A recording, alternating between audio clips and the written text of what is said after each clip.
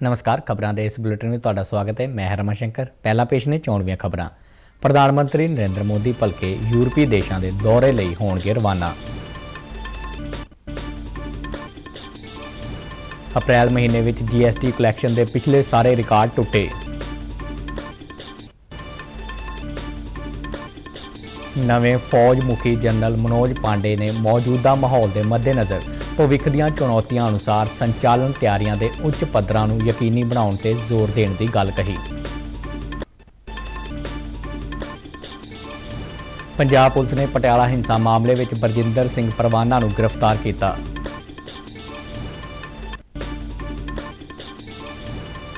Bharatiya Janata party के सूबा प्रधान अश्विनी शर्मा ने देश विरोधी और अराजक तत्तां ते काबू पाउण की मांग की।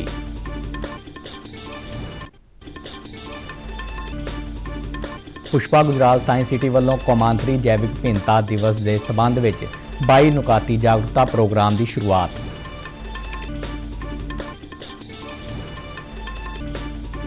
ते हुण खबरां विस्तार नाल।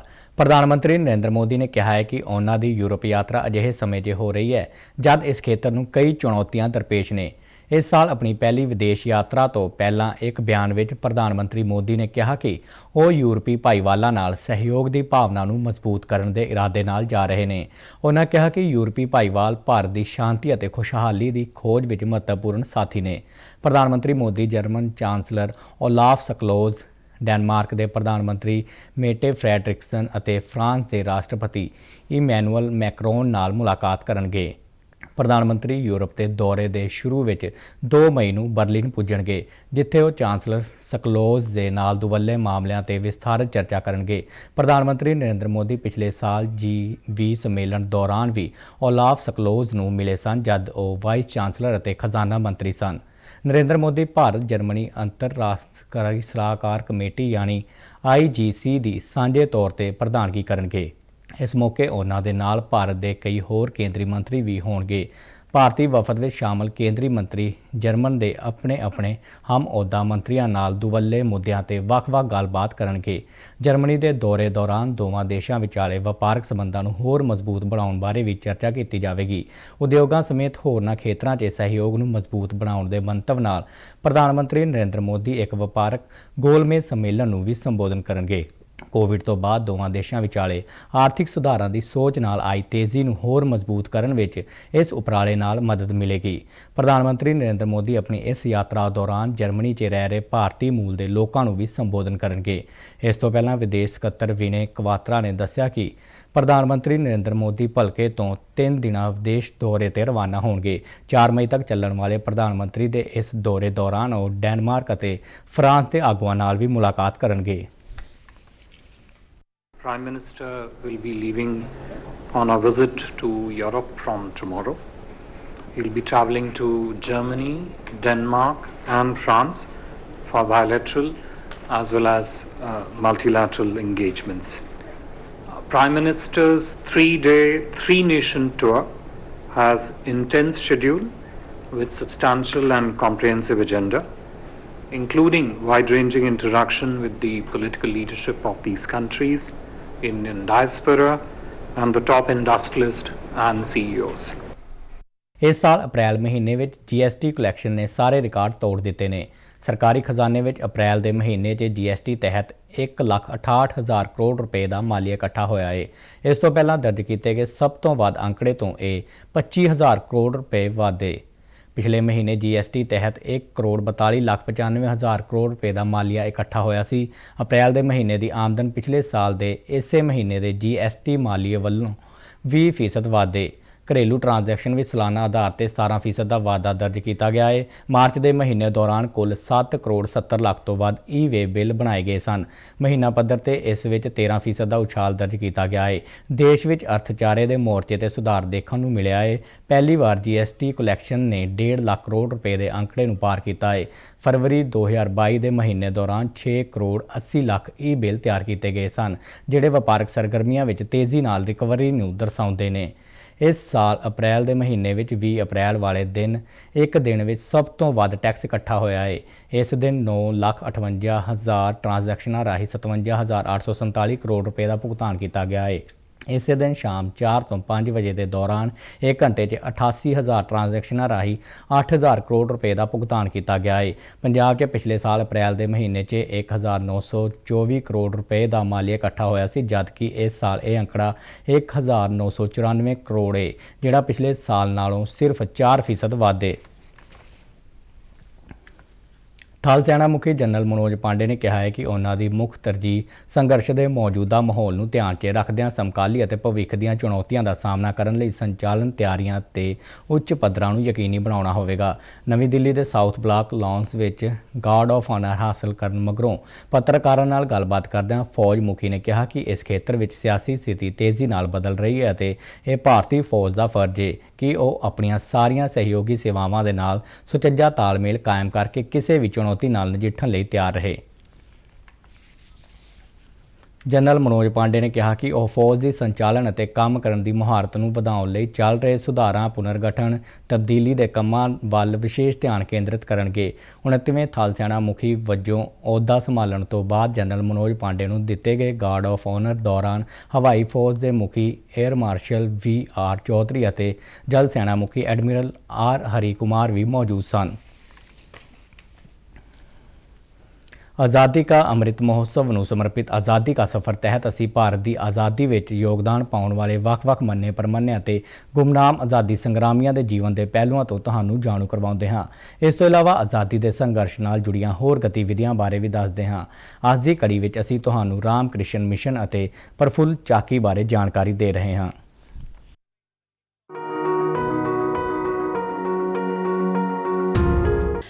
ਪਹਿਲੀ ਮਈ 1897 ਨੂੰ ਸਵਾਮੀ ਵਿਵੇਕਾਨੰਦ ਨੇ ਕੋਲਕਾਤਾ ਨੇੜੇ ਬੈਲੂਰ ਮੱਠ ਵਿੱਚ ਰਾਮਕ੍ਰਿਸ਼ਨ ਮਿਸ਼ਨ ਦੀ ਸਥਾਪਨਾ ਕੀਤੀ ਸੀ। ਰਾਮਕ੍ਰਿਸ਼ਨ ਮਿਸ਼ਨ ਅਧਿਆਤਮਿਕ ਸੰਗਠਨ ਹੈ ਜੋ ਵੇਦਾਂ ਦੇ ਮੁੱਖ ਸਿਧਾਂਤਾਂ ਉੱਪਰ ਆਧਾਰਿਤ ਹੈ।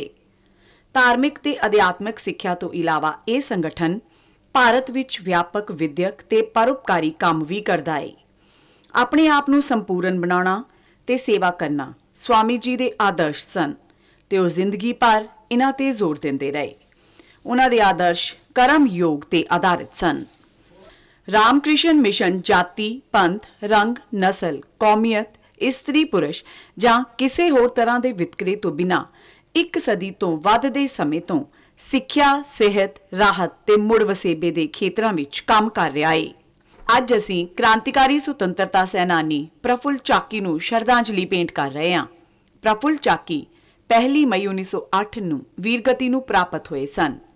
ਪ੍ਰਫੁੱਲ ਚਾਕੀ ਤੇ ਖੁਦੀਰਾਮ ਬੋਸ ਨੇ 30 ਅਪ੍ਰੈਲ 1908 ਨੂੰ ਮੈਜਿਸਟ੍ਰੇਟ ਕਿੰਗਸਫੋਰਡ ਦੇ ਕਾਫਲੇ ਤੇ ਬੰਬ ਨਾਲ ਹਮਲਾ ਕੀਤਾ। ਅੱਧੀ ਰਾਤ ਤੱਕ ਪੂਰੇ ਕੋਲਕਾਤਾ ਵਿੱਚ ਇਹ ਖਬਰ ਫੈਲ ਗਈ। ਪੁਲਿਸ ਨੇ 1 ਮਈ 1908 ਨੂੰ ਵੈਨੀ ਰੇਲਵੇ ਸਟੇਸ਼ਨ ਤੋਂ ਖੁਦੀਰਾਮ ਬੋਸ ਨੂੰ ਗ੍ਰਿਫਤਾਰ ਕਰ ਲਿਆ। ਉੱਥੇ ਬੰਬ ਸੁੱਟਣ ਮਗਰੋਂ ਪ੍ਰਫੁੱਲ ਦੂਰ ਚਲੇ ਗਏ ਤੇ ਸਮਸਤੀਪੁਰ ਰੇਲਵੇ ਸਟੇਸ਼ਨ ਤੇ ਪਹੁੰਚ ਗਏ। ਉੱਥੇ ਰੇਲਵੇ ਦੇ ਮੁਲਾਜ਼ਮ ਤ੍ਰਿਗੁਣਾਚਰਨ ਘੋਸ਼ ਨੇ ਉਹਨਾਂ ਨੂੰ ਪਛਾਣ ਲਿਆ ਤੇ ਉਹਨਾਂ ਦੀ ਮਦਦ ਕਰਨ ਦੀ ਗੱਲ ਆਖੀ। ਤ੍ਰਿਗੁਣਾਚਰਨ ਪ੍ਰਫੁੱਲ ਚਾਕੀ ਨੂੰ ਆਪਣੇ ਘਰ ਲੈ ਗਏ, ਉਹਨਾਂ ਨੂੰ ਭੋਜਨ ਕਰਵਾਇਆ ਤੇ ਚਾਕੀ ਲਈ ਰੇਲ ਦੇ ਟਿਕਟ ਦਾ ਇੰਤਜ਼ਾਮ ਵੀ ਕਰ ਦਿੱਤਾ। ਪ੍ਰਫੁੱਲ ਚਾਕੀ 1 ਮਈ ਨੂੰ ਸਮਸਤੀਪੁਰ ਤੋਂ ਹਾਵੜਾ ਦੀ ਰੇਲ ਗੱਡੀ ਵਿੱਚ ਬੈਠ ਗਏ। ਅੰਗਰੇਜ਼ ਪੁਲਿਸ ਵਿੱਚ ਸਬ ਇੰਸਪੈਕਟਰ ਨੰਦ ਲਾਲ ਬੈਨਰਜੀ ਵੀ ਉਸੇ ਡੱਬੇ ਵਿੱਚ ਸਫ਼ਰ ਕਰ ਰਿਹਾ ਸੀ। ਗੱਲਬਾਤ ਦੌਰਾਨ ਉਸ ਨੂੰ ਇਹ ਪਤਾ ਲੱਗ ਗਿਆ ਕਿ 1 ਦਿਨ ਪਹਿਲਾਂ ਹੋਏ ਬੰਬ ਹਮਲੇ ਵਿੱਚ ਸ਼ਾਮਲ ਦੂਜਾ ਕ੍ਰਾਂਤੀਕਾਰੀ ਉਸ ਦੇ ਸਾਹਮਣੇ ਬੈਠਾ ਪ੍ਰਫੁੱਲ ਹੀ ਹੈ। ਜਦੋਂ ਪ੍ਰਫੁੱਲ ਪਾਣੀ ਪੀਣ ਲਈ ਅਗਲੇ ਸਟੇਸ਼ਨ ਤੇ ਉਤਰੇ ਤਾਂ ਨੰਦ ਲਾਲ ਨੇ ਮੁਜ਼ੱਫਰਪੁਰ ਪੁਲਿਸ ਥਾਣੇ ਨੂੰ ਟੈਲੀਗ੍ਰਾਮ ਕੀਤੀ। ਪੁਲਿਸ ਅਗਲੇ ਸਟੇਸ਼ਨ ਮੋਕਮਾ ਘਾਟ ਪਹੁੰਚ ਗਈ, ਜਿੱਥੇ ਨੰਦ ਲਾਲ ਬੈਨਰਜੀ ਨੇ ਪ੍ਰਫੁੱਲ ਨੂੰ ਫੜਨ ਦੀ ਕੋਸ਼ਿਸ਼ ਕੀਤੀ। ਪ੍ਰਫੁੱਲ ਚਾਕੀ ਨੇ ਹਾਰ ਨਹੀਂ ਮੰਨੀ ਤੇ ਉਹਨਾਂ ਨੇ ਆਪਣੀ ਹੀ ਰਿਵਾਲਵਰ ਨਾਲ ਆਪਣੇ ਸਿਰ ਵਿੱਚ 2 ਗੋਲੀਆਂ ਦਾਗ ਦਿੱਤੀਆਂ। ਪ੍ਰਫੁੱਲ ਦੇ ਦੇਹਾਂਤ ਤੋਂ ਬਾਅਦ ਪੁਲਿਸ ਉਹਨਾਂ ਦੀ ਪਛਾਣ ਕਰਨ ਵਿੱਚ ਕਾਮਯਾਬ ਨਹੀਂ ਹੋਈ, ਇਸ ਲਈ ਉਹਨਾਂ ਦੇ ਮ੍ਰਿਤਕ ਸਰੀਰ ਦਾ ਸਿਰ ਕੱਟ ਕੇ ਕੋਲਕਾਤਾ ਭੇਜਿਆ ਗਿਆ। ਅੰਗਰੇਜ਼ ਪੁਲਿਸ ਦੇ ਇਸ ਵਹਿਸ਼ਿਆਨਾ ਵਤੀਰੇ ਦਾ ਕ੍ਰਾਂਤੀਕਾਰੀਆਂ ਨੇ ਸਖਤ ਵਿਰੋਧ ਕੀਤਾ। ਉਹਨਾਂ ਪ੍ਰਫੁੱਲ ਚਾਕੀ ਦੀ ਹੱਤਿਆ ਦਾ ਬਦਲਾ ਲੈਣ ਦਾ ਫੈਸਲਾ ਕੀਤਾ ਤੇ ਕ੍ਰਾਂਤੀਕਾਰੀਆਂ ਸ਼੍ਰੀਸ਼ਪਾਲ ਤੇ ਰਾਨੇਨ ਗਾਂਗੁਲੀ ਨੇ ਉਸ ਸਬ ਇੰਸਪੈਕਟਰ ਨੰਦ ਲਾਲ ਦੀ ਹੱਤਿਆ ਕਰ ਦਿੱਤੀ, ਜਿਸ ਨੇ ਪ੍ਰਫੁੱਲ ਚਾਕੀ ਨੂੰ ਫੜਿਆ ਸੀ। ਭਾਰਤ ਮਾਤਾ ਦੇ ਮਹਾਨ ਸਪੂਤ ਪ੍ਰਫੁੱਲ ਚਾਕੀ ਨੂੰ ਸਾਡਾ 100 ਵਾਰ ਨਮਨ।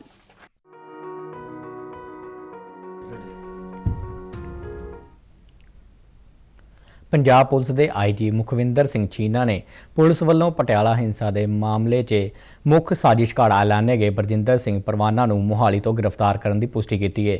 ਪਟਿਆਲਾ ਵਿਖੇ ਪੱਤਰਕਾਰਾਂ ਨਾਲ ਗੱਲਬਾਤ ਕਰਦਿਆਂ ਉਹਨਾਂ ਦੱਸਿਆ ਕਿ ਇਸ ਹਿੰਸਾ 'ਚ ਵੱਖ-ਵੱਖ ਤਰ੍ਹਾਂ ਨਾਲ ਸ਼ਾਮਲ ਕੁੱਲ 9 ਵਿਅਕਤੀਆਂ ਨੂੰ ਹੁਣ ਤੱਕ ਗ੍ਰਿਫਤਾਰ ਕੀਤਾ ਗਿਆ ਹੈ। ਇਸ ਮਾਮਲੇ 'ਚ 6 FIR ਦਰਜ ਕੀਤੀਆਂ ਗਈਆਂ ਨੇ। ਮਗਰੋਂ ਸਖਤ ਸੁਰੱਖਿਆ ਪ੍ਰਬੰਧਾਂ ਹੇਠ ਪਰਵਾਨਾ ਨੂੰ ਪਟਿਆਲਾ ਪੁਲਿਸ ਵੱਲੋਂ ਅਦਾਲਤ 'ਚ ਪੇਸ਼ ਕੀਤਾ ਗਿਆ। ਅਦਾਲਤ ਵੱਲੋਂ ਪਰਵਾਨਾ ਦਾ ਪੁਲਿਸ ਨੂੰ 4 ਦਿਨ ਦਾ ਰਿਮਾਂਡ ਦਿੱਤਾ ਗਿਆ ਹੈ। ਦੂਜੇ ਪਾਸੇ ਪੰਜਾਬ ਪੁਲਿਸ ਦੀ ਐਂਟੀ ਗੈਂਗਸਟਰ ਟਾਸਕ ਫੋਰਸ ਨੇ ਜੇਲ੍ਹ ਵਿੱਚ ਬੰਦ ਗੈਂਗਸਟਰ ਲਾਰੈਂਸ ਬਿਸ਼ਨੋਈ ਅਤੇ ਕੈਨੇਡਾ 'ਚ ਰਹਿ ਰਹੇ ਗੈਂਗਸਟਰ ਗੋਲਡੀ ਬਰਾੜ ਦੇ 3 ਨਜ਼ਦੀਕੀ ਸਾਥੀਆਂ ਨੂੰ ਗ੍ਰਿਫਤਾਰ ਕਰਨ ਦਾ ਦਾਅਵਾ ਕੀਤਾ ਹੈ। ਗ੍ਰਿਫਤਾਰ ਕੀਤੇ ਗਏ ਮੁਲਜ਼ਮਾਂ ਦੀ ਪਛਾਣ ਲਵਪ੍ਰੀਤ ਸਿੰਘ ਉਰਫ ਸਚਿਨ, ਹਿੰਮਤਵੀਰ ਸਿੰਘ ਗਿੱਲ, ਬਲਕਰਨ ਉਰਫ ਵਿੱਕੀ ਵਜੋਂ ਹੋਈ ਹੈ। ਪੁਲਿਸ ਨੇ ਮੁਲਜ਼ਮਾਂ ਤੋਂ 4 ਪਿਸਤੌਲਾਂ, 20 ਕਾਰਤੂਸ ਅਤੇ 1 ਕਾਰ ਬਰਾਮਦ ਕੀਤੀ ਹੈ।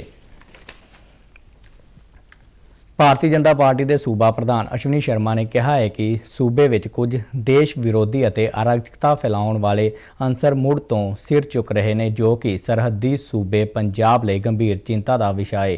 ਪਟਿਆਲਾ 'ਚ ਪੱਤਰਕਾਰਾਂ ਨਾਲ ਗੱਲਬਾਤ ਕਰਦਿਆਂ ਉਹਨਾਂ ਕਿਹਾ ਕਿ ਪੰਜਾਬ ਨੇ ਲੰਬੇ ਸਮੇਂ ਤੱਕ ਅੱਤਵਾਦ ਹੰਢਾਇਆ ਹੈ ਅਤੇ ਸਦਭਾਵਨਾ ਨੂੰ ਬਰਕਰਾਰ ਰੱਖਣ ਲਈ ਹਰ ਸੰਭਵ ਉਪਰਾਲਾ ਕੀਤਾ ਜਾਣਾ ਚਾਹੀਦਾ ਹੈ।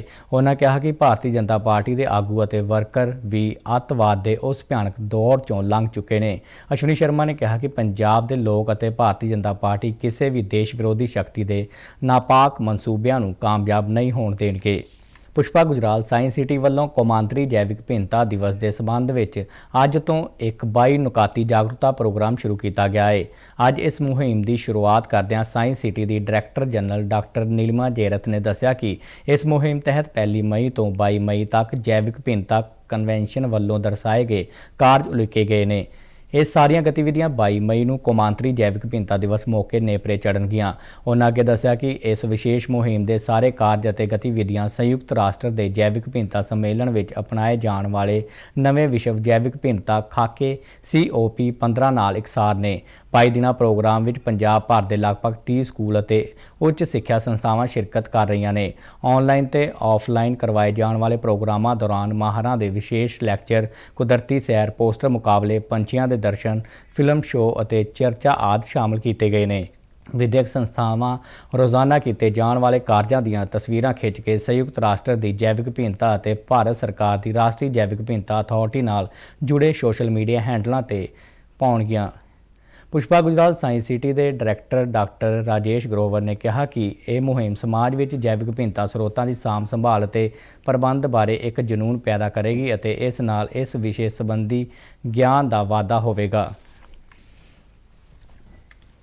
ਗੁਰਦਾਸਪੁਰ ਦੀਆਂ ਸਮੂਹ ਬ੍ਰਾਹਮਣ ਸਭਾਵਾਂ ਅਤੇ ਹਿੰਦੂ ਸਮਾਜ ਵੱਲੋਂ ਭਗਵਾਨ ਪਰਸ਼ੂਰਾਮ ਜੀ ਦੀ ਜਯੰਤੀ ਨੂੰ ਸਮਰਪਿਤ ਇੱਕ ਵਿਸ਼ਾਲ ਸ਼ੋਭਾ ਯਾਤਰਾ ਅੱਜ ਗੁਰਦਾਸਪੁਰ ਵਿੱਚ ਸਜਾਈ ਗਈ।